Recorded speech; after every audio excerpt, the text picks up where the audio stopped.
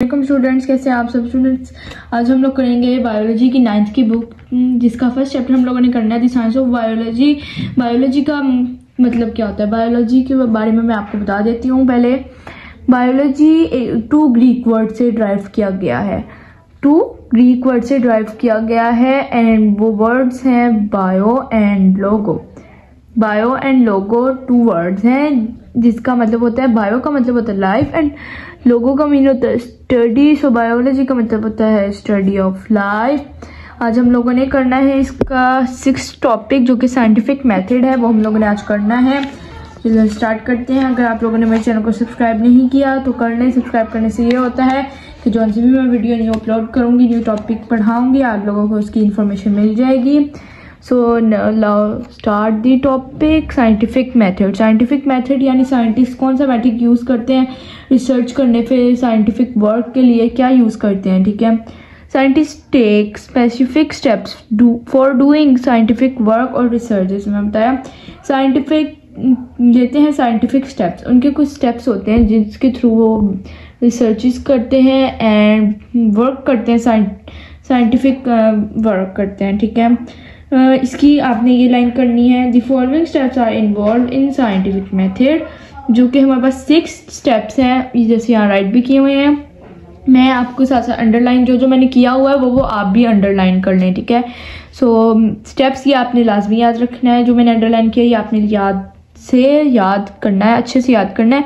6 steps हैं। First step है recognization of a problem, यानी रिकॉग्नाइज करना किसी भी प्रॉब्लम को, वो हो गया recognization of a problem. And जैसे कि किसी भी प्रॉब्लम, कोई भी प्रॉब्लम है उसके बारे में रिसर्च करना, देखना क्या प्रॉब्लम है, ये सब कुछ आ जाता है रिकॉग्नाइजेशन ऑफ अ प्रॉब्लम के अंदर। आगे हमारे पास ऑब्जर्वेशन के अंदर हम लोग क्या करते हैं, थिंकिंग करते हैं, जो भी हम लोग के माइंड में आता है प्रॉब्लम से रिलेटेड वो होता है, ठीक है। पहले हम लोग रिकॉग्नाइजेशन करते हैं, प्रॉब्लम को समझते हैं, देखते हैं, फिर सोचते हैं कि प्रॉब्लम के अंदर क्या है प्रॉब्लम, ठीक है।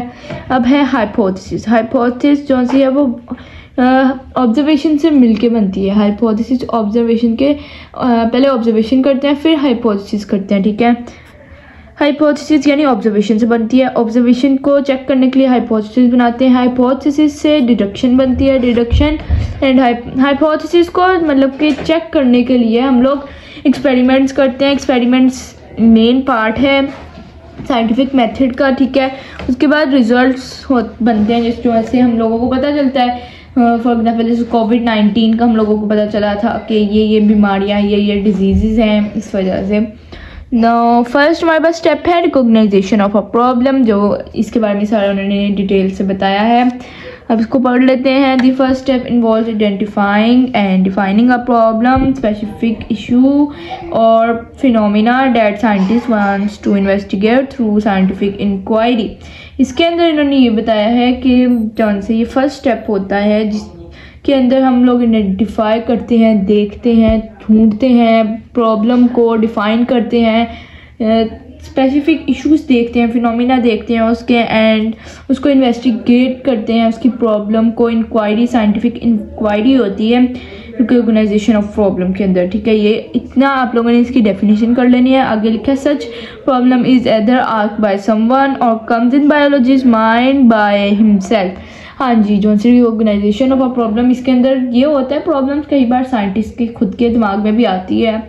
जैसे कि फॉर एग्जाम्पल हम कह देते हैं, फॉर एग्जाम्पल एक प्लांट है, प्लांट की एग्जाम्पल ज़्यादा ईजी है। एक प्लांट है, उसके अंदर आप लोग देखें कि प्लांट के अंदर क्या क्या चीज़ें यूज़ होती हैं, प्लांट किस तरह ग्रो करता है, किस तरह फोटोसिंथेसिस का प्रोसेस करता है, ये सारा साइंटिस्ट से किसी ने क्वेश्चन किया है, तो साइंटिस्ट उसके ऊपर वो प्रॉब्लम निकला है इसके लिए, तो साइंटिस्ट ने सोचना है कि ये है, वो सनलाइट लेता है, वो ऑब्जर्वेशन बनाएगा, ठीक है।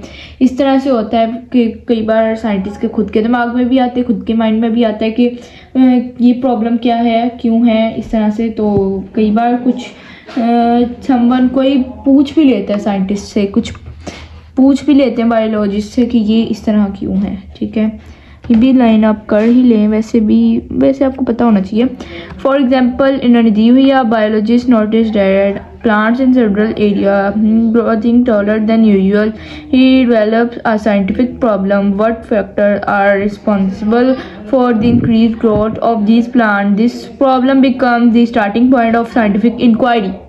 इसके अंदर ये कह रहे हैं, फॉर एग्जाम्पल के अंदर कह रहे हैं कि जो एक बायोलॉजिस्ट ने नोटिस किया कि एक प्लांट है, एक प्लांट की टाइप है जो कि बाकी प्लांट से ज़्यादा ग्रो कर रही है, मतलब कि उसका एरियाज एंड उसकी लेंथ बहुत ज़्यादा लंबा है, उसका सब कुछ ना मतलब कि बाकी प्लांट से ज़्यादा है। तो उन्होंने इसको एक साइंटिफिक प्रॉब्लम डिक्लेयर कर दिया, ठीक है। तो ये इस तरह से प्रॉब्लम बनी जाती है, ठीक है।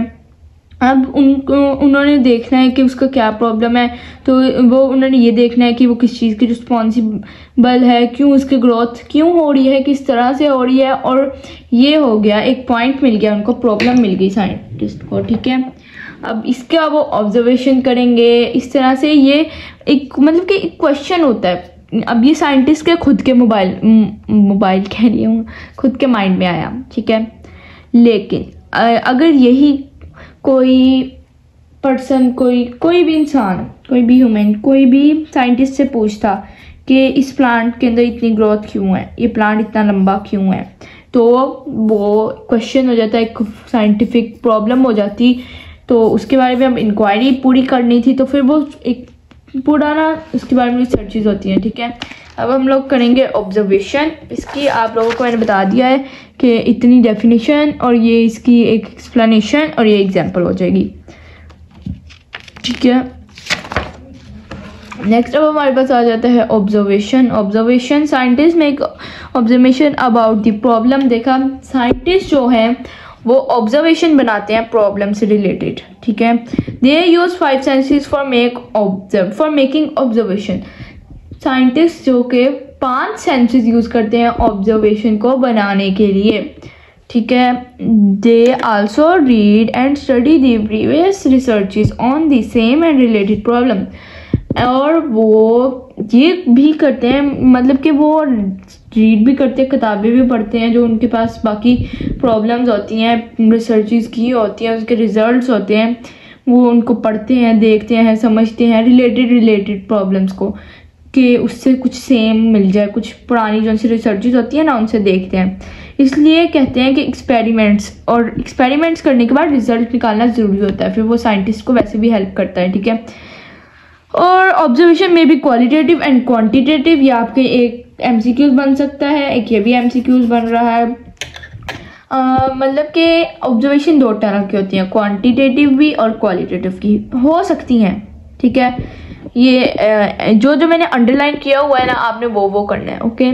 आगे आ गया क्वालिटेटिव ऑब्जर्वेशन, फिर मैं अपने से बता देती हूँ। क्वालिटेटिव ऑब्जर्वेशन वो ऑब्जर्वेशन होती है जिनको हम मेजर नहीं कर सकते, मतलब कि वो मेजर उनको ना किया नहीं जा सकता, मेजर करने का उनका लॉजिक ही नहीं है। फॉर एग्जांपल मैं एक तरीके से समझा देती हूँ आपको, जैसे कि एक रोज़ है हमारे पास, उनको हम लोग नंबर्स के अंदर नहीं कर सकते।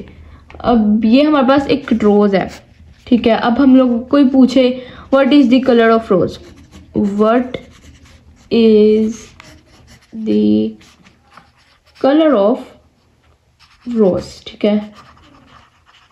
और आपसे कोई क्वेश्चन पूछ ले तो आप कहेंगे उसका कलर है 1, नहीं। उसका कलर है 2, नहीं। आप कहेंगे उसका कलर है रेड, उसका कलर है ब्लू। आप इस तरह से कहेंगे, आप ये तो नहीं कहेंगे उसका कलर 1 है, उसका कलर 2 है। ये वाला आंसर ठीक होगा, उसको हम नंबर्स में तो नहीं ना बताएंगे कि इसका कलर ये है। जैसे हम लोग कह रहे हैं मैंगो का क्या कलर है, ठीक है। मैंगो का कलर पूछा है कि मैंगो का कलर क्या है, तो हम ये कहेंगे 1 कलर है, 2 कलर है, नहीं।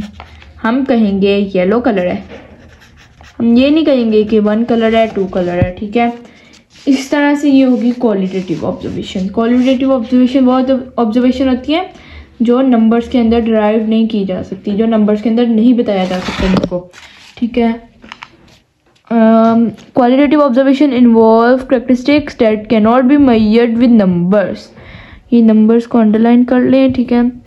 वही हो गया। क्वालिटेटिव ऑब्जर्वेशन के अंदर ऐसी कैरेक्टरिस्टिक्स इन्वॉल्व होती हैं जिसको हम लोग मेजर नंबर्स के अंदर नहीं कर सकते। जैसे कलर होता है, टेक्सचर होता है, किसी भी चीज़ का वो देखना हो तो for example describing the colour and texture of a plant. जैसे कि फॉर एग्जांपल के तौर पे हम लोगों ने किसी भी प्लांट का कलर बताना है, फ्लावर का, तो मैंने पीछे एग्जांपल आपको पहले ही दे दी। जैसे रोज़ का कलर बताना है तो हम लोग उसको नंबर्स के अंदर तो नहीं ना बताएंगे, हम उसको कलर के अंदर बताएंगे, ठीक है।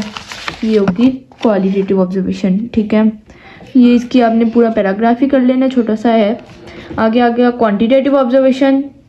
Quantitative observation involves measurements and numerical data that can be expressed in terms of quantity. इसकी मैं एग्जांपल दे ही देती हूँ। फॉर एग्जांपल क्वांटिटेटिव ऑब्जर्वेशंस वो होती हैं जिनको हम लोग नंबर्स के अंदर राइट कर सकते हैं, जिनको हम नंबर्स के अंदर लिख सकते हैं। जैसे 1 हो गया, 2 हो गया, 3 हो गया, ये हम इनके अंदर राइट कर सकते हैं। ये नहीं कि हम लोग कहें मैंगो कि इसको हम लोग कलर में ड्राइव कर दें, किसी और चीज़ में ड्राइव कर दें, नहीं। ये क्वांटिटेटिव ऑब्जर्वेशन नंबर्स के अंदर ड्राइव हो सकती हैं और जो सी क्वालिटेटिव होती हैं वो नहीं हो सकती, ठीक है। अब इसकी एग्जांपल फॉर एग्जांपल आप ले लें, एक ट्री पे बर्ड्स बैठे हैं और हम लोगों ने ऑब्जर्वेशन बनानी है, हम लोगों ने देखना है, तो हम लोग उसको ये तो नहीं कहेंगे येलो बर्ड बैठा है, ब्लू बर्ड बैठा है, इतने बर्ड, ये वाला बर्ड बैठा है, उसके नेम तो नहीं लेंगे। हम कहेंगे कोई पूछे कितने बर्ड बैठे, हम कहेंगे रेड बैठा है, ब्लू बैठा है, पिंक बैठा है, वाइट बैठा है, नहीं, हम कहेंगे 1 2 3 4 5 बर्ड्स बैठे हैं, इस तरह कहेंगे, ठीक है। जो नंबर्स के अंदर जिनको हम राइट कर सकते हैं वो होंगी क्वांटिटेटिव ऑब्जर्वेशन। 5 बर्ड्स, ठीक है, 5 बर्ड्स बैठे हुए हैं। अब इधर भी देख लेते हैं इसमें क्या लिखा हुआ है। Okay, for example counting the number of birds in a tree.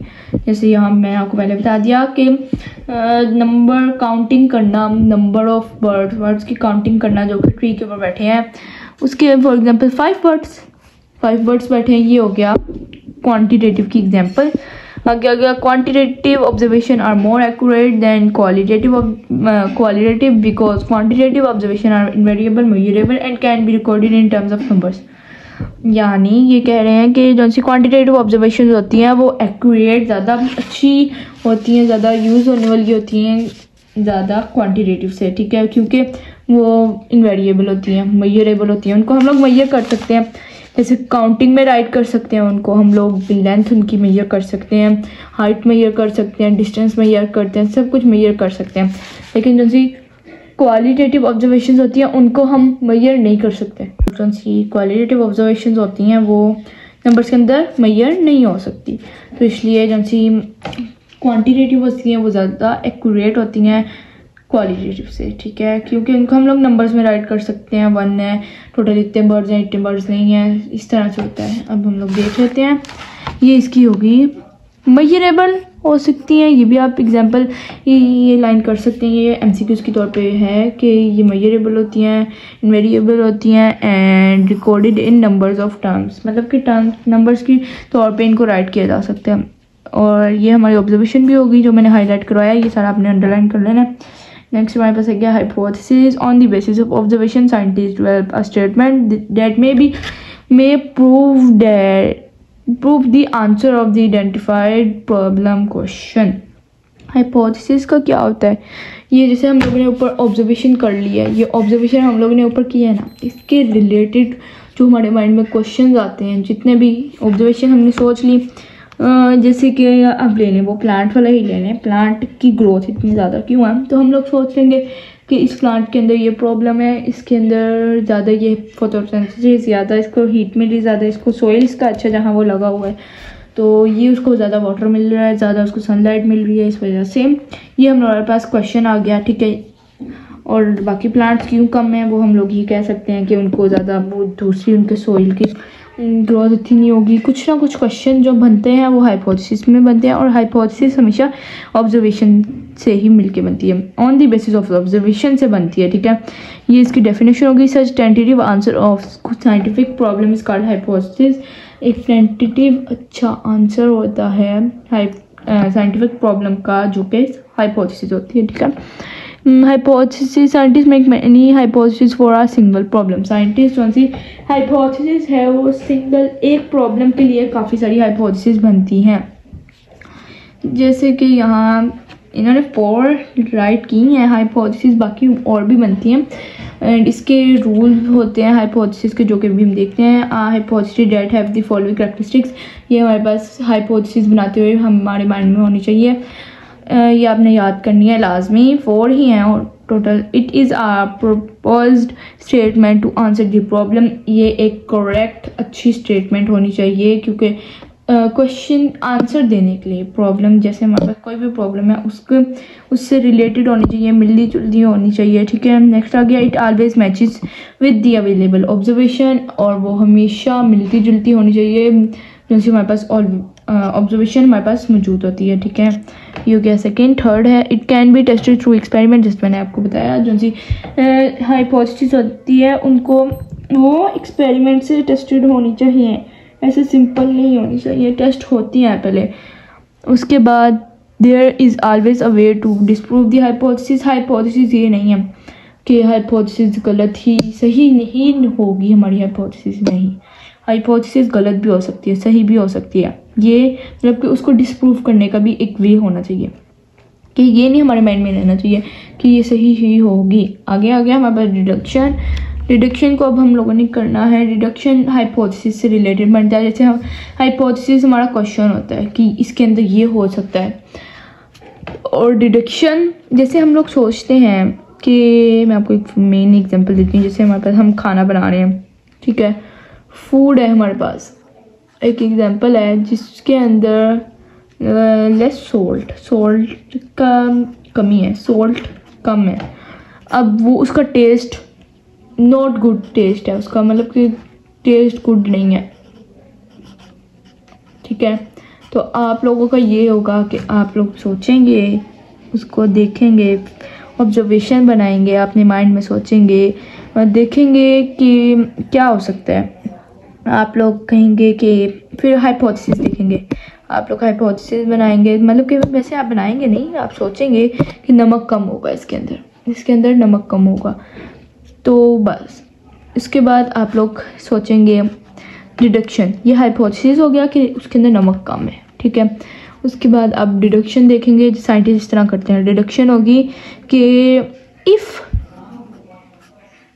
if we add salt in the food then the taste is perfect, अगर हम लोग खाने के अंदर नमक डाल देंगे, सॉल्ट डाल देंगे, तो जो सा टेस्ट है वो सही हो जाएगा, ठीक है। If we add the salt in the food then the taste will be good, ठीक है। अब हम लोगों ने जैसे देखते हैं, हम लोग हाइपोथेसिस होगी हमारे पास के खाने के अंदर नमक कम है। अब डिडक्शन हमारे पास ये आ जाएगी कि अगर हम लोग नमक डाल देंगे तो खाना टेस्ट अच्छा हो जाएगा, ठीक है। अब ये आपको मैंने एग्जांपल दे दी, इधर इन्होंने राइट किया है scientist develop logical result from their hypothesis, scientist जो से रिजल्ट्स बनाते हैं हाइपोथेसिस से, such logical results of hypothesis are called deduction, जो से लॉजिकल रिजल्ट्स होते हैं हाइपोथेसिस के उनको डिडक्शंस कहते हैं, जैसे मैंने आपको एग्जांपल दे दी नीचे। Scientist assume that if hypothesis is true then what may be the result, scientist फिर सोचते हैं कि अगर हाइपोथेसिस हमारी सही हो जाए, वैसे तो गलत भी हो सकती है, अगर पहले उनको फ्यूचर प्लानिंग करनी पड़ती है कि अगर हमारा जो सा हाइपोथेसिस है वो ट्रू हो जाए, सही हो जाए, तो हमारा जो सा रिजल्ट है वो क्या होगा, ये भी उनको सोचना पड़ता है। अब एग्जांपल ये वाली भी आप एक बार देख लेना, नहीं तो जो सी मैंने करवाई है उसी को एक बार फिर से देख लेना। नेक्स्ट अब हमारे पास आ गया एक्सपेरिमेंट।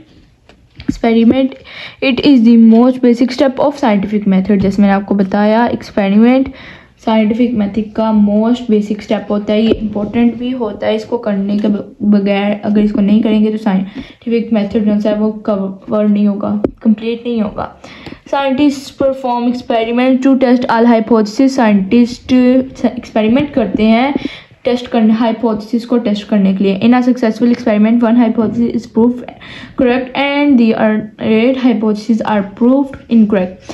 साइंटिस्ट जब ये एक्सपेरिमेंट करते हैं तो एक हाइपोथेसिस सही हो जाती है, प्रूव हो जाती है, और दूसरी हाइपोथेसिस जो सी होती है वो रॉन्ग हो जाती है। फॉर एग्जांपल एक हाइपोथेसिस नहीं बनती, साइंटिस्ट काफ़ी सारी हाइपोथेसिस बनाते हैं सिर्फ एक प्रॉब्लम के लिए।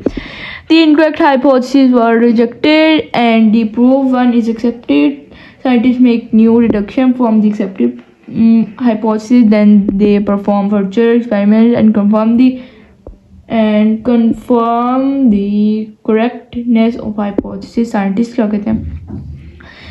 साइंटिस्ट जब एक हाइपोथेसिस को करेक्ट कर देते हैं तो उससे उसको एक्सेप्ट करके साइंटिस्ट उसके ऊपर और एक्सपेरिमेंट्स करते हैं, उसको देखते हैं और उससे रिलेटेड और डिडक्शंस बनाते हैं। और उसके बाद उसको और मतलब कि डिडक्शंस बनाने के बाद जब एक एक्सपेरिमेंट करने के बाद हाइपोथेसिस करेक्ट हो जाती है तो साइंटिस्ट उसके बाद डिडक्शन बनाते हैं। फिर डिडक्शन बनने के बाद उसके बाद फिर और सारे एक्सपेरिमेंट्स बनाते हैं कि हाइपोथेसिस हमारी करेक्ट है। कई बार गलत भी हो जाती है और जो सी इनकरेक्ट हाइपोथेसिस होती है उसको रिजेक्ट कर देते हैं और जो सी सही हो जाती है उसको एक्सेप्ट कर लेते हैं। एंड एक्सपेरिमेंट्स के भी 2 टाइप हैं, एक एक्सपेरिमेंटल ग्रुप और एक कंट्रोल ग्रुप। एक्सपेरिमेंट्स के लिए ग्रुप हमारे पास 2 होने चाहिए जो कि experimental group and control group होना चाहिए। एक्सपेरिमेंटल ग्रुप वो ग्रुप होते हैं जिनके अंदर हम लोगों ने टेस्ट करना होता है उनके ऊपर, एंड कंट्रोल ग्रुप वो होता है जो हमारे पास एक तरह की एग्जाम्पल के तौर पे होता है। यहाँ क्या लिखा है? When scientist do experiment they arrange 2 settings. Scientist जब भी एक्सपेरिमेंट करते हैं वो 2 सेटिंग्स या 2 ग्रुप लेते हैं। One is called experimental group, एक एक्सपेरिमेंटल ग्रुप होता है, and the other is called control group, और दूसरा जो होता है वो कंट्रोल ग्रुप होता है। फॉर एग्जाम्पल के तौर पे you want to do experiment to test the necessity of carbon dioxide for photosynthesis. For example के तौर पर लिखा है कि हम लोग चाहते हैं एक्सपेरिमेंट को टेस्ट करने के लिए, हम लोगों ने नेसेसिटी एक्सपेरिमेंट करने के लिए हम लोग सोचते हैं कि कार्बन डाइऑक्साइड और photosynthesis for photosynthesis, carbon dioxide photosynthesis के लिए ज़रूरी है कि नहीं है। ये हमारे पास एक है प्रॉब्लम, तो हम लोगों ने एक्सपेरिमेंट करना है उसका। You will arrange 2 similar plants, हम लोग 2 सिमिलर एक जैसे प्लांट अरेंज करेंगे। You will not provide carbon dioxide to 1 plant, experimental group जो कि होगा जिसको हम लोग कार्बन डाइऑक्साइड नहीं देंगे। होता है जैसे कि यहाँ देखें लाइक जो सी हम लोग जिसको हम लोगों ने कार्बन डाइऑक्साइड प्रोवाइड नहीं करनी, जिसको हम लोगों ने सिंपल एक्सपेरिमेंट के तौर पे रखना है वो होगा एक्सपेरिमेंटल ग्रुप के अंदर। While you will provide carbon dioxide to other plant, control group जो कि कंट्रोल ग्रुप होगा जिसको हम कार्बन डाइऑक्साइड प्रोवाइड करेंगे। Necessity of carbon dioxide will be proved when hypothesis does not occur in the experimental group but occurs in the control group. And हम लोगों की necessity experiment जो सी हाइपोथेसिस वो तब करेक्ट होगी, नेसेसिटी तब होगी सही जब जो सा हाइपोथेसिस अकर होगी, जब प्रूव होगी। जो हाइपोथेसिस अकर होगी कंट्रोल ग्रुप के अंदर और अकर नहीं होगी एक्सपेरिमेंटल ग्रुप के अंदर। मतलब कि जो सी हाइपोथेसिस है वो अगर नहीं होगी एक्सपेरिमेंटल ग्रुप के अंदर, क्योंकि हम लोगों ने इसको कार्बन डाइऑक्साइड प्रोवाइड की ही नहीं थी, तो उसके अंदर हाइपोथेसिस अगर नहीं होगी तो हमारा एक्सपेरिमेंट डन हो जाएगा, नेसेसिटी प्रूव हो जाएगी। और अगर अकर हो गई तो नहीं प्रूव होगी, और अगर वो कंट्रोल ग्रुप में अकर हुई और एक्सपेरिमेंटल में नहीं हुई तो हमारी नेसेसिटी प्रूव हो जाएगी। इस पैराग्राफ के अंदर राइट किया गया है, लेकिन आप इसको एक बार देख लेना। ये पूरा पैराग्राफ आप एक एग्जाम्पल के तौर पे पूरा पैराग्राफ ही आपने करना है। Experimental group and control group को आप एक स्टार के तौर पे करना, स्टार मीन होता है इंपॉर्टेंट। ओके, तो ये हमारा experimental group and control group हो गया डन। अब हम लोग करेंगे इसके रिजल्ट्स, जो सा 6 स्टेप है।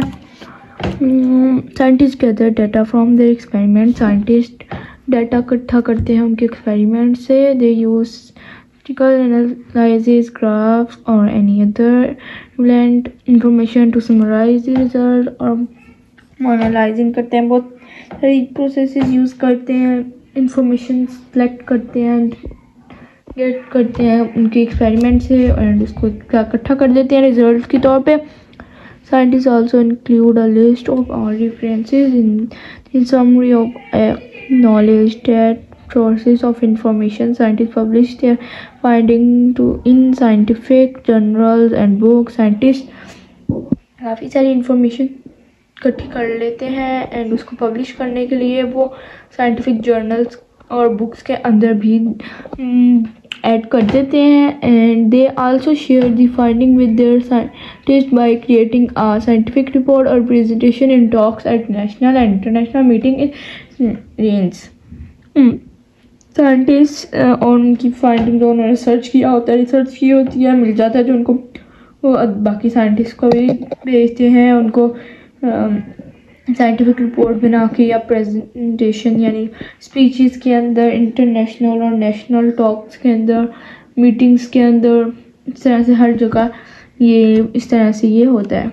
और ये आपने इतना ये कर लेना है, ठीक है, और इतना यहाँ तक आपने ये कर लेना है। अब ये वाला हमारा टॉपिक फिनिश हो गया। लास्ट हमारे पास टॉपिक 2 रह जाएंगे जो हम लोग नेक्स्ट वीडियो में करेंगे, ठीक है। ओके, अल्लाह हाफिज़। सब्सक्राइब फॉर मोर। मैं इसका लिंक आपको बायो के कमेंट बॉक्स में डिस्क्रिप्शन के अंदर लगा दूँगी, आप लोग जाके उससे ले लेना। एंड अगर आपको मेरी वीडियो अच्छी लगी है स्टूडेंट्स, तो like share subscribe for more. अल्लाह हाफिज़।